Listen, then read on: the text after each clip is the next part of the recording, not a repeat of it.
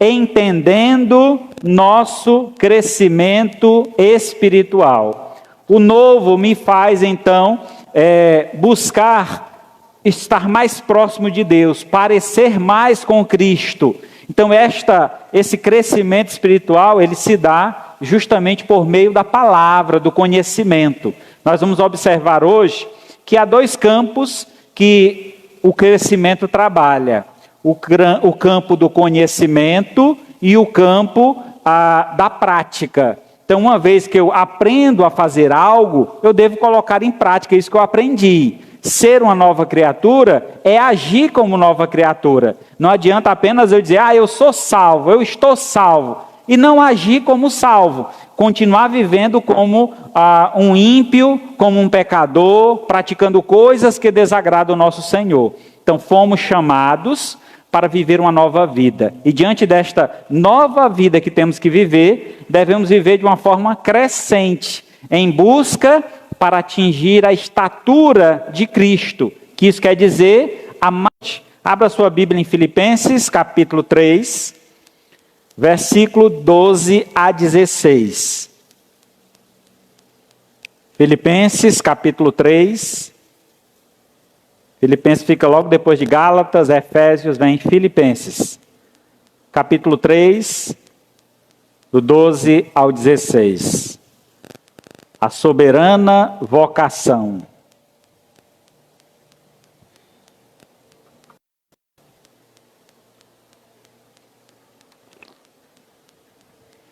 Filipenses 3, 12 a 16, diz assim a palavra de Deus. Não que eu tenha já recebido ou já tenha obtido a perfeição, mas prossigo para conquistar aquilo para o que também fui conquistado por Cristo Jesus. Irmãos, quanto a mim, não julgo havê-lo alcançado, mas uma coisa eu faço, esquecendo-me das coisas que para trás ficam e avançando para as que diante de mim estão. Prossigo para o alvo, para o prêmio da soberana vocação de Deus em Cristo Jesus. Todos, pois, que somos perfeitos, tenhamos esse sentimento. Se porventura pensar de outro modo, também isso Deus vos esclarecerá. Todavia, andemos de acordo com o que já alcançamos. Oremos ao Senhor. Deus Santo e Pai, agradecido estamos, ó Pai, por mais uma oportunidade de juntos poder te cultuar. Recebe com aroma suave, ó Pai, tudo que foi entregue no teu altar, os louvores, as ofertas, toda a adoração, ó Pai, que estamos aqui realizando, é para engrandecer o teu santo nome. Pai querido, rogamos e pedimos em favor de cada um aqui presente, por meio desta palavra, o Senhor fale conosco esta noite. Nos desperte, ó Pai, a compreender melhor sobre o crescimento espiritual e vivermos na prática a vida cristã de modo santo, de modo perfeito, de modo que honra e glorifica o teu nome. Assim nós te agradecemos em nome de Jesus, teu Filho amado, que vive e reina para todo sempre. Amém. Muito bem, nosso crescimento espiritual deve ser contínuo e constante para alcançarmos a maturidade de Cristo. Mas para isso, precisamos entender como funciona este crescimento. Este crescimento, ele se estabelece em dois campos, no campo do conhecimento e no campo da prática. Iremos conhecer o primeiro hoje, que é o campo do conhecimento, e veremos o outro no próximo domingo, que é o campo da prática. Vejamos hoje o crescimento no campo do conhecimento. Em primeira parte, em primeiro lugar, para crescermos é preciso alimentar a insatisfação. Como assim, pastor? A gente tem que estar insatisfeito para crescer? Vocês vão já entender o que eu estou dizendo. Está com o texto aberto aí em Filipenses 4?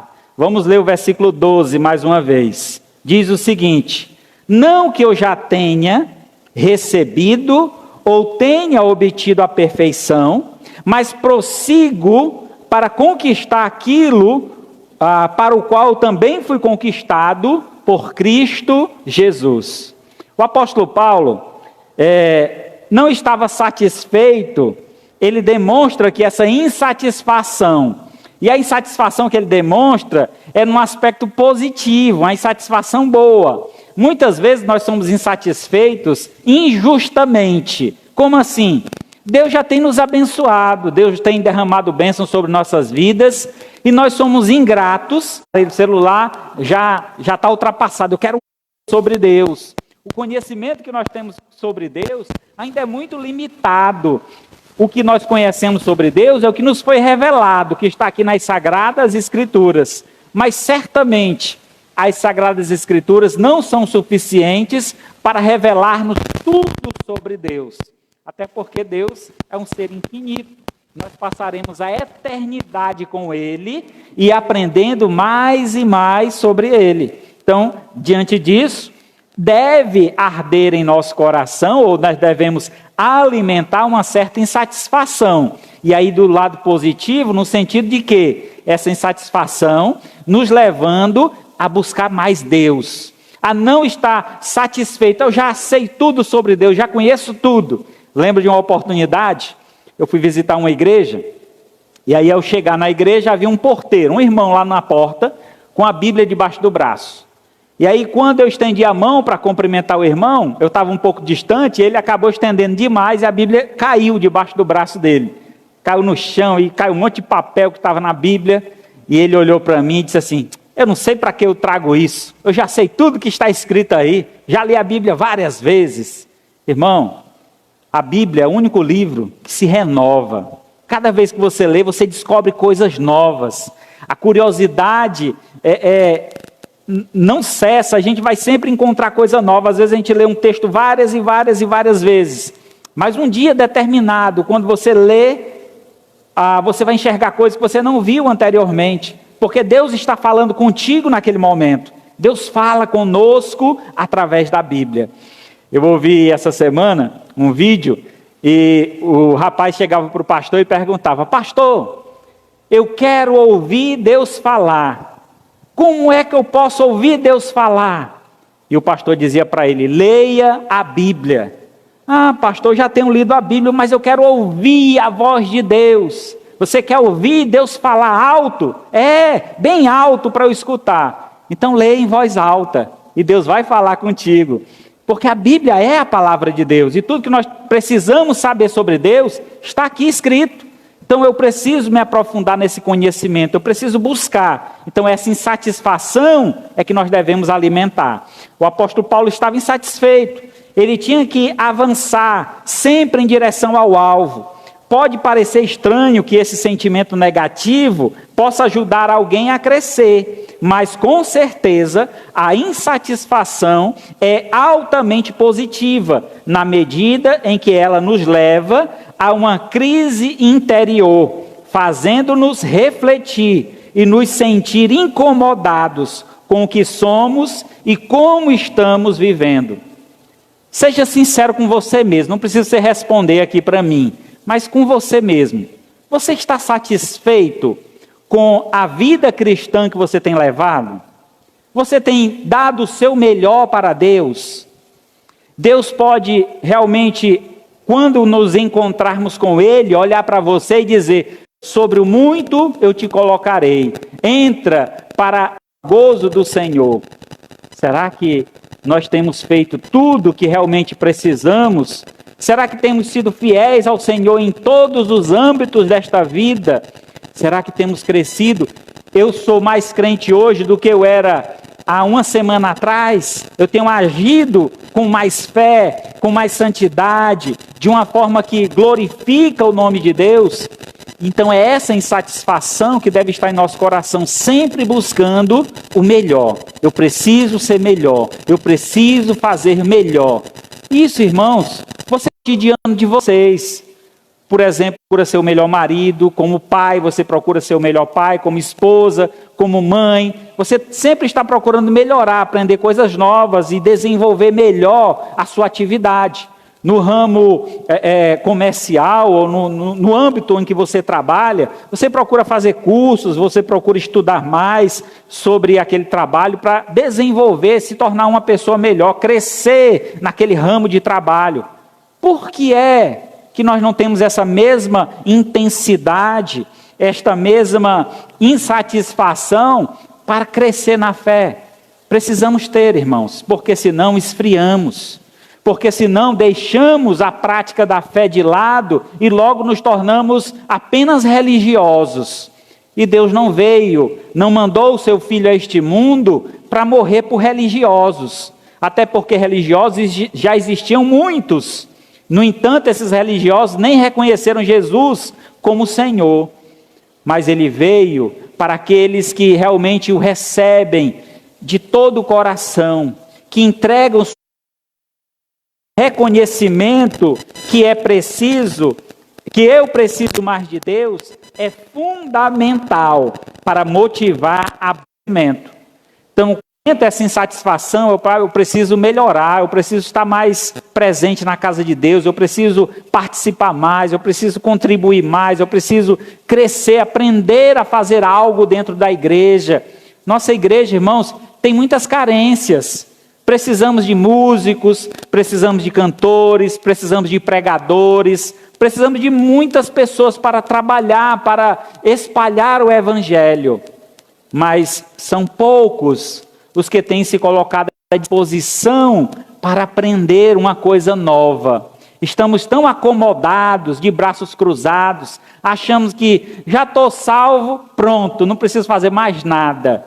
Pelo contrário, o salvo deseja crescer, o salvo deseja se empenhar e trabalhar para o Senhor, e esse desejo deve estar ardendo em nosso coração, porque isso é prova do nosso crescimento espiritual. Oséias capítulo 6, verso 3 diz: conheçamos e prossigamos em conhecer ao Senhor, como a alva, a sua vinda é certa, e ele descerá sobre nós como chuva seródia, que rega a terra.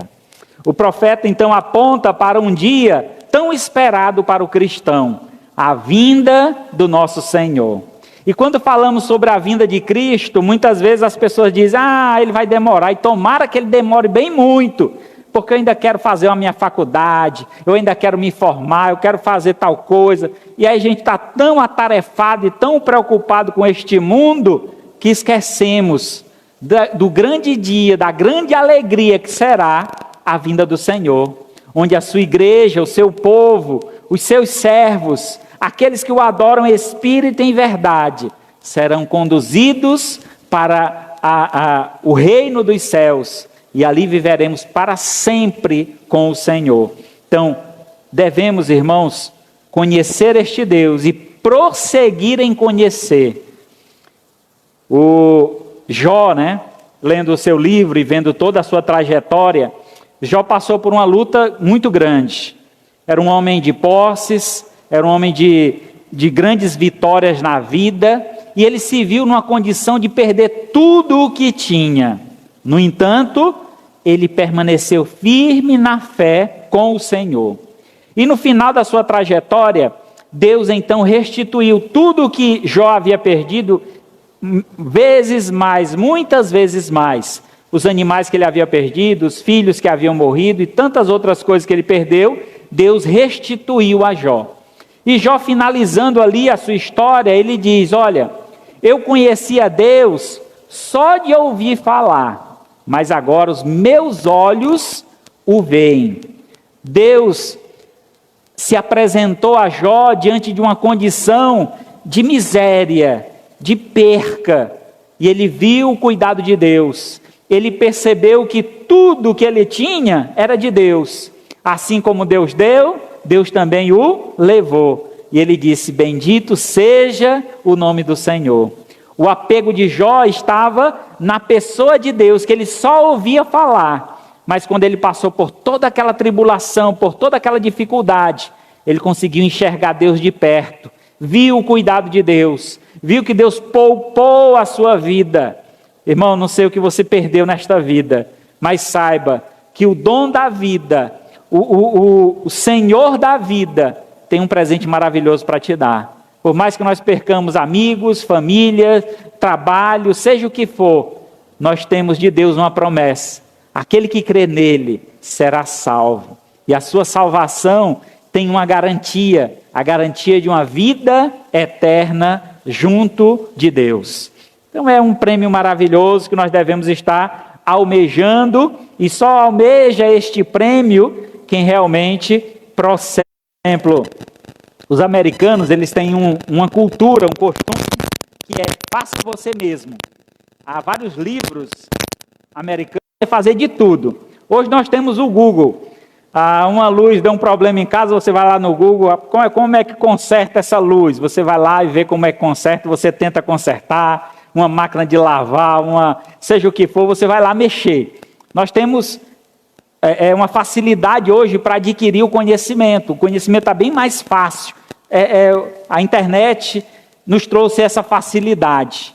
Mas há um conhecimento que se eleva acima de todos os outros conhecimentos, que é o conhecimento sobre Deus. E este sim, traz vida, diz João 17,3. A vida eterna é esta, que conheçam a Ti, o único Deus verdadeiro, e a Jesus Cristo, a quem enviastes. O conhecimento de Deus é que nos traz vida. Quando conhecemos a Deus e entregamos a nossa vida a Ele, Ele nos devolve esta vida com uma proporção de eternidade. É como um jogo de videogame, que você está jogando ali, já perdeu uma, duas, já está na última vida, e aí você recebe um bônus, e aquela vida se torna sem fim, e essa é a vida que Deus nos concede, uma vida sem fim. Eu não sei quantas chances neste mundo você já perdeu, mas Deus está te dando uma nova chance, a chance de viver ao lado dele, de conhecê-lo pessoalmente e receber dele uma vida plena, uma vida eterna. Salmo 37:3. Confia no Senhor e faz o bem, habita na terra e alimenta-te da verdade. Deus é vida. Encontramos Deus através do conhecimento. E o conhecimento vem através da verdade, da palavra de Deus. Jesus disse: eu sou o caminho, a verdade e a vida. Ninguém vai ao Pai a não ser por mim, disse Jesus. Então, se você confiar no Senhor, se você viver uma vida buscando sempre praticar o que é bom, habitando nesta terra e alimentando-se dessa verdade que é a palavra de Deus, certamente você tem demonstrado que conhece a Deus e vive para este Deus, aguardando logo, logo a sua vinda para juntos reinarmos com Ele na glória celestial. Em segundo lugar, para crescermos é preciso exercitar a ganância. Eita, pastor, o senhor já falou aí um negócio de insatisfação, agora a gente tem que ser ganancioso. A ganância no aspecto positivo, no campo bom. Nós devemos imaginar que todos aqui têm que ter uma certa ganância. Ganância no bom sentido da palavra, no sentido de buscar crescimento, de desejar desenvolver-se nesta vida. Sempre estamos buscando algo melhor na vida. E esse crescimento é um exercício da ganância. Veja só o que diz o verso 13 do capítulo 4 de Filipenses.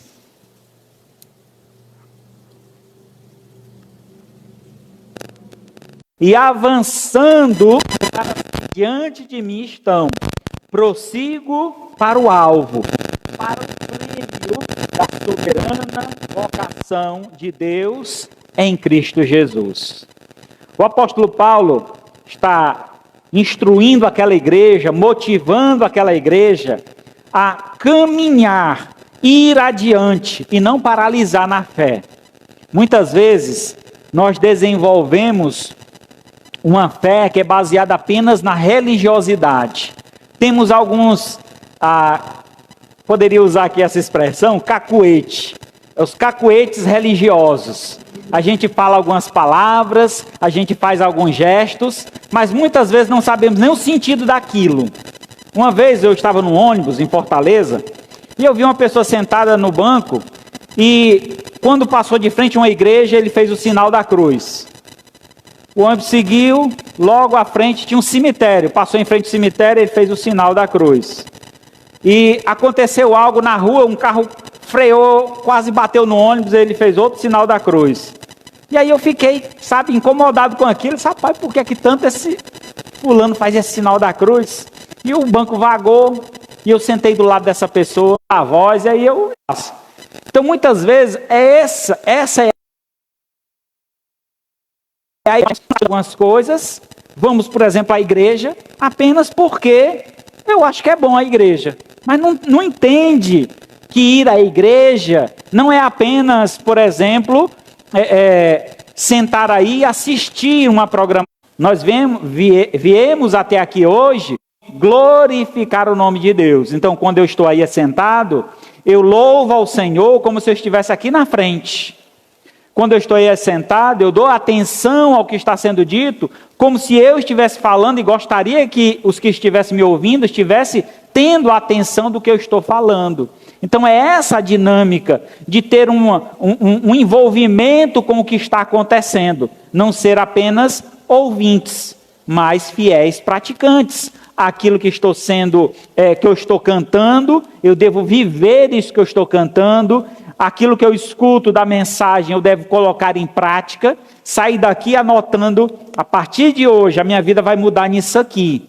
Porque não adianta, irmãos, anos e anos, você vir a uma igreja, escutar mensagens bíblicas e não colocá-la em prática. Isso não vai causar mudança na tua vida. Ele ouviu tudo aquilo porque ele amou e ama a todos nós. E o que nós temos feito em favor dele? Qual sacrifício nós temos feito?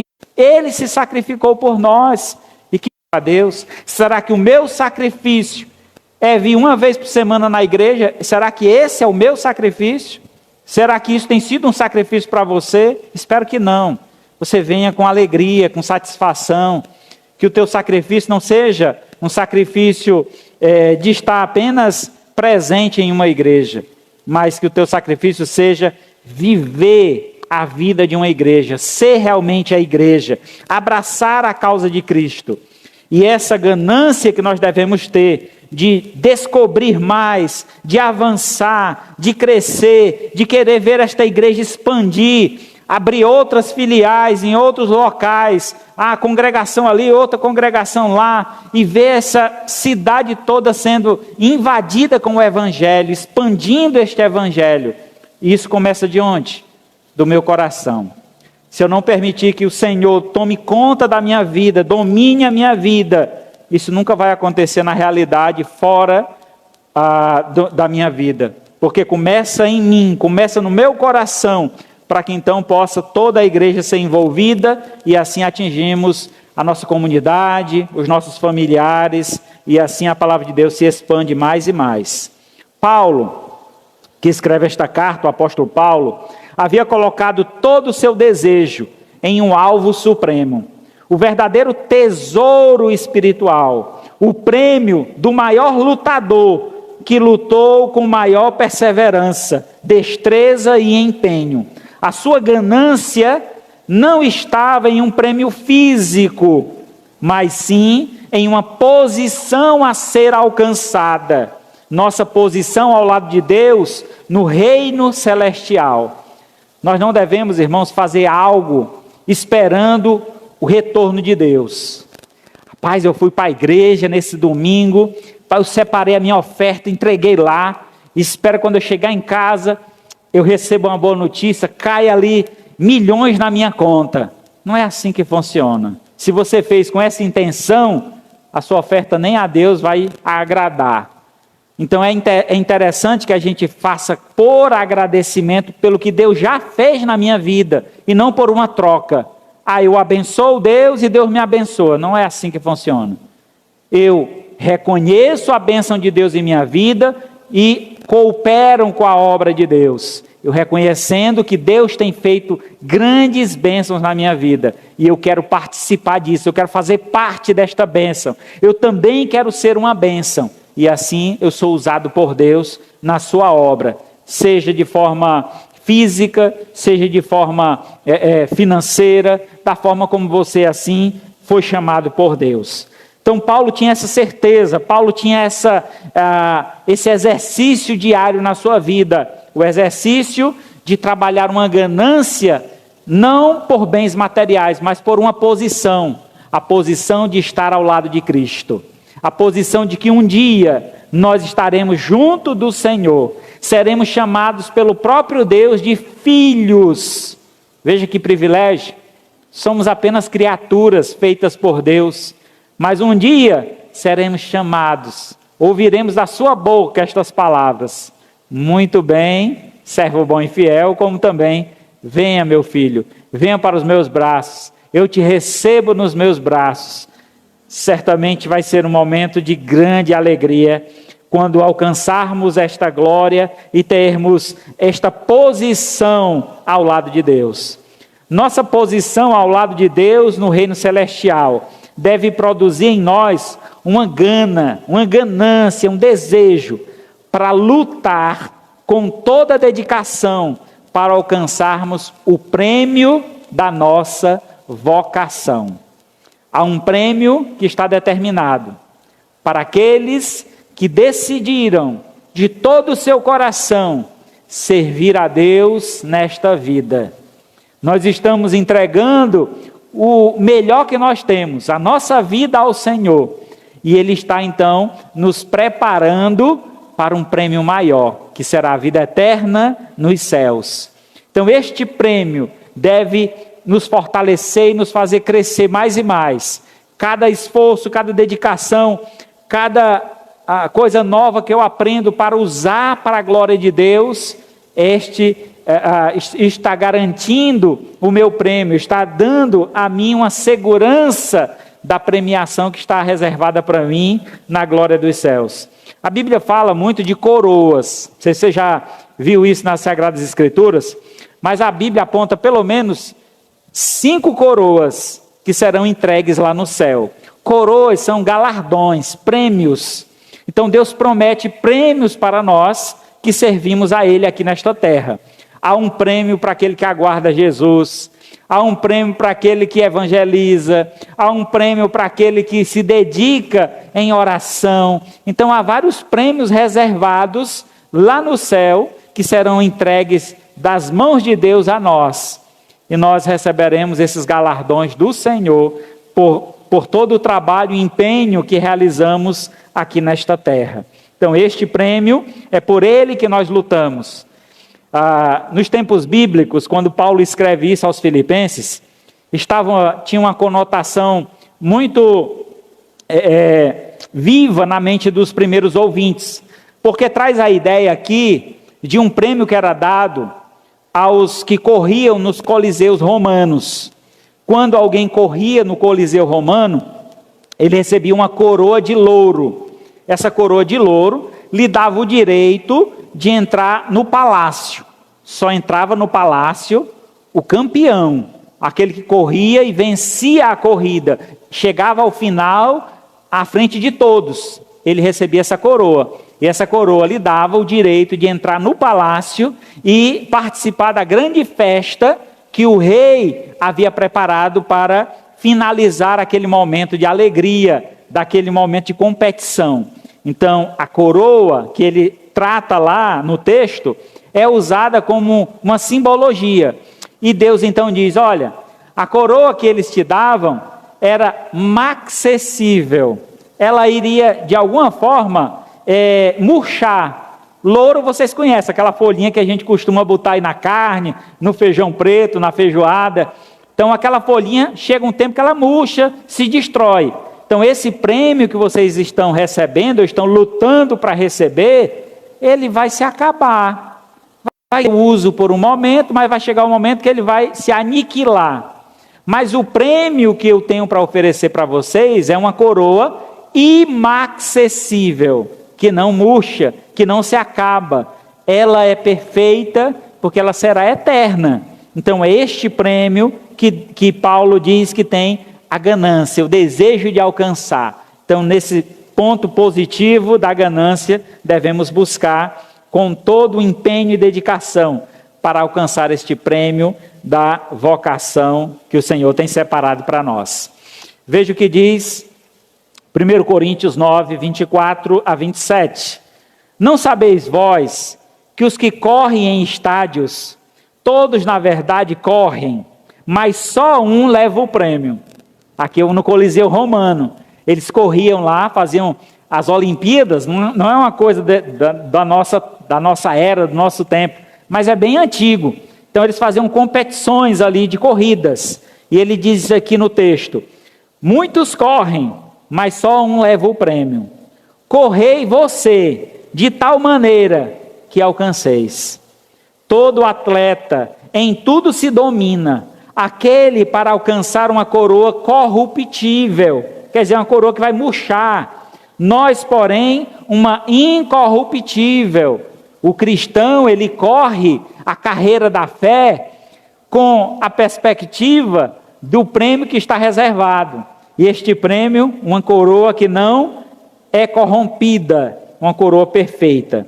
Assim corro eu também, não sem meta, assim luto, não como desferindo golpes no ar, mas esmurro o meu próprio corpo, reduzindo a escravidão, para que, tendo pregado a outros, não venha eu mesmo ser desqualificado. Veja, irmãos, a profundidade desta ideia que Paulo passa nesse texto, escrevendo à igreja de Corinto. Ele fala então sobre o atleta e o domínio que esse atleta tem. Todo atleta em tudo se domina. Eu acho que o mais atleta aqui da igreja, né, é a irmã Kátia, né, que está aí fazendo umas corridas. Ela mudou muito a sua alimentação, a sua jornada diária de treinamentos, para que ela possa competir e ganhar uma medalha no final daquela competição.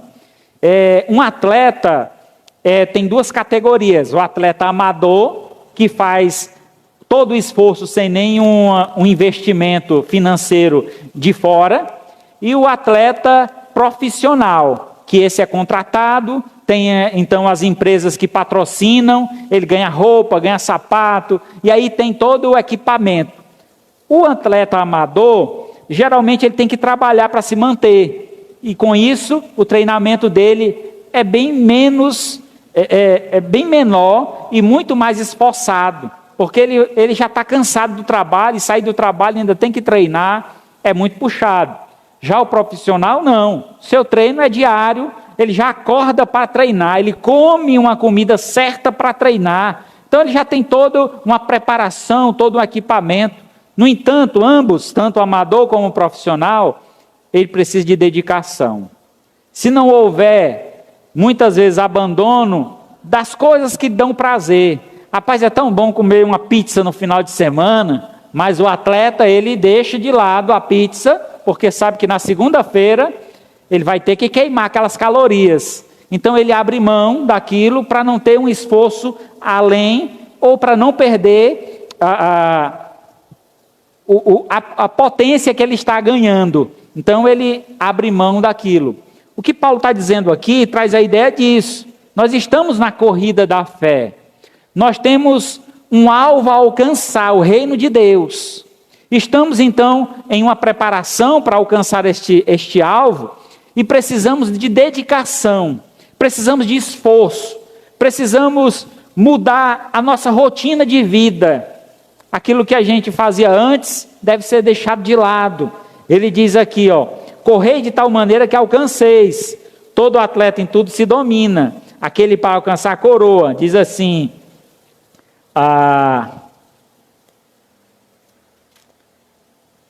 ele fala sobre o esforço, e ele diz que assim como corro eu, não sem metas, mas assim luto, não como desferindo golpe ao ar, mas esmurro o meu próprio corpo e reduzo a escravidão. Ele está dizendo aqui sobre todo o esforço que ele está tendo para alcançar este alvo, que é o reino de Deus.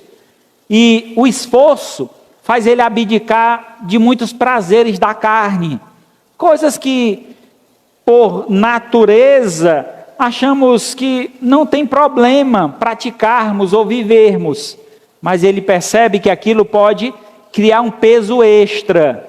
Por exemplo, irmão, um nadador, você sabe por que um nadador, ele se depila todo, tira todos os pelos do corpo, para poder cortar a água, para ser mais rápido na água. Ele usa um equipamento, uma touca, para os cabelos não atrapalharem. Então, o mínimo que seja, pode diminuir a potência dele, de alcançar uma velocidade maior. Assim somos nós. Se formos nos apegando com as coisas deste mundo, fica difícil chegar no final da jornada, porque vamos nos cansando e vamos deixando de ter prazer naquilo que está sendo projetado para nós no final da vida, que é o nosso encontro com o Senhor. Precisamos focar em Deus, entender que a nossa jornada aqui, ela é rápida, é uma corrida rápida, temos um tempo hábil para correr, mas não devemos parar. Nenhum corredor, ele para no meio da corrida para descansar. Ele segue adiante, porque ele sabe que no final dessa corrida, ele será premiado. Ele não desiste de lutar. Então, meu irmão, não desiste você também. Não desista. Lute, persevere. Certamente muitas coisas querem te impedir de crescer na fé. Querem te impedir de se tornar um cristão mais efetivo, mais envolvido com a obra de Deus. Então você precisa deixar isso de lado. Retirar esse sobrepeso, tirar os pelos se necessário for, para que você possa desenvolver melhor as suas atividades e assim honrar e glorificar o nosso Deus. E por último, para crescermos, é preciso descansar a mente. Verso 15 e 16, capítulo 4 de Filipenses. Todos, pois, que somos perfeitos, tenhamos esse sentimento. E se porventura pensai de outro modo, também isso Deus vos esclarecerá. Todavia, andemos de acordo com o que já alcançamos. Há uma palavra aqui interessante que Paulo usa nesse texto, que é perfeito. A palavra perfeito traz a ideia de completo, de completude. E quem é que nos completa? É Deus. Ele diz: todos, pois, que somos perfeitos, todos nós que já recebemos Jesus em nossa vida, já temos Deus em nosso coração, estamos completos. É claro que aqui é um modo figurativo. A completude, como eu já falei nos cultos passados, ela se dará no reino dos céus. Mas temos uma completude já na terra, porque o Senhor nos preenche. O Senhor preenche aquele espaço vazio que existe no nosso coração, que muitas vezes tentamos preencher com festa e com outras coisas deste mundo, com os prazeres da carne. No entanto, o Senhor diz: olha, deixa eu te dizer uma coisa, eu te completo. O Senhor veio para nos completar o vazio que estava em nosso coração. E esse vazio que está no nosso coração só pode ser preenchido por Deus. Só seremos perfeitos se Deus estiver em nossa vida. Tenha esse sentimento, tenha esta convicção, descanse a sua mente. Eu preciso fazer isso, eu preciso fazer aquilo. Muitas vezes estamos tão atarefados e tão preocupados com este mundo que esquecemos que o Senhor é que nos preenche. Enquanto estamos preocupados em ganhar a vida, o Senhor completa aos seus enquanto eles dormem. Então, descansar no Senhor, esperar em Deus. Nós fazemos o possível, mas o impossível pertence ao Senhor. É claro que nós devemos lutar, devemos almejar e projetar a nossa vida aqui nesta terra num âmbito melhor, mas sem esquecer de dar prioridades a Deus. Deus deve ter a prioridade em nossa vida. E se Deus tiver a prioridade em nossa vida, todas as outras coisas nos serão acrescentadas, porque Ele vai preencher todo o espaço vazio que nós temos. Se porventura vocês pensam de modo diferente, isso Deus vos esclarecerá. Deus nos dá compreensão quando nós descansamos nele. Por que é, Senhor, que eu tenho lutado tanto, tenho feito tanta coisa e a minha vida tudo dá errado? Porque você não tem descansado em Deus. Porque você procura fazer as coisas com a sua própria força. E isso não dá certo. Tem coisas que só Deus pode mudar. Eu não posso mudar ninguém, eu não posso mudar nenhum de vocês. Se eu pudesse, eu faria. Mas não posso. Só Deus pode mudar o coração do homem. Só Ele tem esse poder. Mas é necessário que nós possamos abrir a porta do nosso coração para que o Senhor entre, faça morada e transforme o nosso viver. Assim teremos o preenchimento do Senhor. Todavia, verso 16, andemos de acordo com o que já alcançamos. E o que foi que nós alcançamos? A saber como salvos aqui nesta terra. Paulo revela que a pausa faz parte do processo de crescimento. Se vocês observaram, a gente tem aspecto do crescimento: alimentação, exercício e pausa. Então, quem tem aí o hábito do físico, né, de preparar-se, essas três coisas são importantes. Então, bons exercícios e pausa, para que a musculatura possa crescer. Assim, nós, servos de Deus, para que cresçamos na fé, precisamos também descansar no Senhor.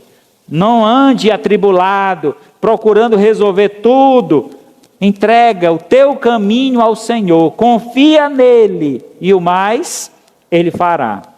Então, descansar a mente não é parar de pensar, mas sim direcionar os pensamentos naquilo que já aprendemos, trazendo à tona cada lição e dirigindo-se à prática de tais lições. Então é necessário que eu pare para refletir sobre tudo que eu já aprendi. O que é que Deus quer da minha vida? É isso? O que é que eu estou fazendo da minha vida? Rapaz, eu estou falhando nisso, naquilo. Então esse parar para refletir nos faz então fazer a autoanálise. É aquilo que a gente faz sempre que celebramos a ceia. Examine, pois, o homem a si mesmo, e assim coma do pão e beba do cálice. Pois quem come e bebe sem discernir o corpo, come e bebe juízo para si. Eis a razão porque há entre vós muitos fracos, doentes e não pouco os que dormem. Porque se nós julgássemos a nós mesmos, não seríamos julgados pelo mundo. Então, o nosso comportamento deve ser avaliado dia a dia, todo dia. Como é que eu estou? O que é que eu estou fazendo? A gente não recebe essa avaliação na escola. Estamos estudando, o professor faz uma prova, avalia, o aluno precisa melhorar nisso. Essa avaliação fazemos numa academia, quando estamos lá malhando, já passaram todos os meses, você vai lá se pesar, vai medir. Rapaz, não cresceu nada esse tempo todinho, estou malhando aqui 3 meses, não melhorou nada do meu físico. Então vai ver o que é que está fazendo errado. É a alimentação ou não está tendo descanso suficiente?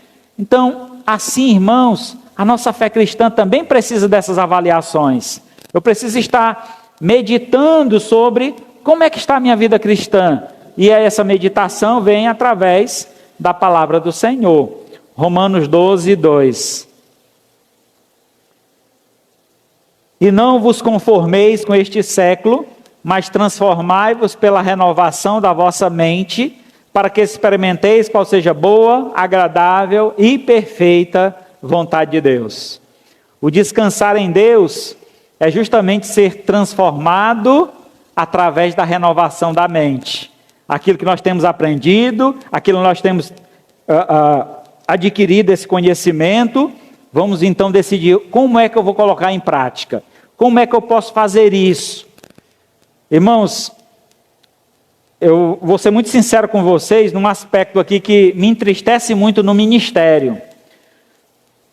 Nós recebemos um chamado de Deus, saímos da nossa casa, do meio da nossa parentela, deixamos tudo para trás, emprego, família, e vamos para um lugar distante.